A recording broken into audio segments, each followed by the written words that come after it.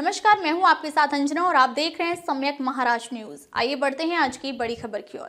जल विभाग के अधिकारी नितिन पाटिल और रवि चौधरी की करतूतों पर नगर निगम के आला अधिकारियों का समर्थन। मुंबई नगर निगम एस वार्ड के अंतर्गत स्थापित है। जल विभाग के कनिष्ठ अभियंता नितिन पाटिल और रवि चौधरी इस विभाग में भ्रष्टाचार के चरम पर पहुंच गए हैं और यह समझा जाता है कि नगर निगम के उच्च अधिकारी उनके कुकर्मों पर आंखें मूंदे हुए हैं। यह स्पष्ट है कि सम्यक महाराष्ट्र टीम के पास नितिन पाटिल और रवि चौधरी के भ्रष्टाचार के दस्तावेज, सबूत और वीडियो फुटेज है। फिर भी वरिष्ठ जानबूझकर दोनों के खिलाफ कार्यवाही नहीं कर रहे हैं। इन दोनों ने आंशिक नल कनेक्शन के लिए स्थानीय झोपड़ी पट्टी दादाओं को अपने साथ ले लिया है। खाली जगहों पर नई झोपड़ियों का निर्माण और ब्रिटिश कालीन नल के स्क्रैप को बेचकर धनपति और समृद्ध बन गए हैं। उन्हें किसी नौकरी की जरूरत नहीं है और उनके भविष्य निधि को तत्काल रोका जाए और स्थायी रूप से निलंबित करने की मांग है। विद्रोही पत्रकार पैंथर डॉक्टर राजन माकनीकर ने मनपा आयुक्त से गुजारिश की है, यदि इन दोनों के खिलाफ इन 2 सप्ताह में कार्यवाही नहीं हुई तो डॉक्टर राजन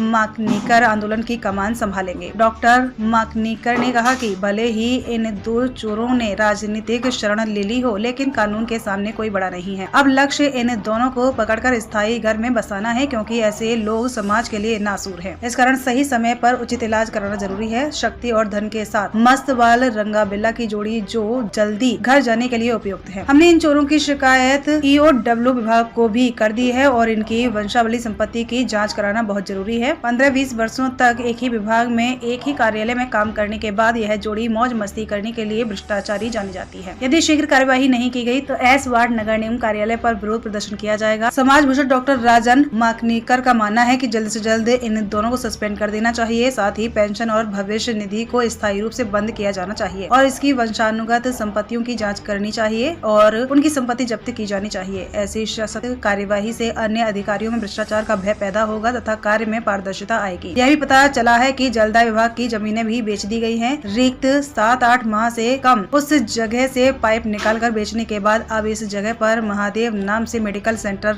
खड़ा कर दिया गया है। नगर पालिका को जल्द से जल्द इस महादेव मेडिकल पर बुलडोजर चलाकर जलदाय विभाग को अपने कब्जे में लेना चाहिए। यह मांग डॉक्टर माकनीकर ने की है।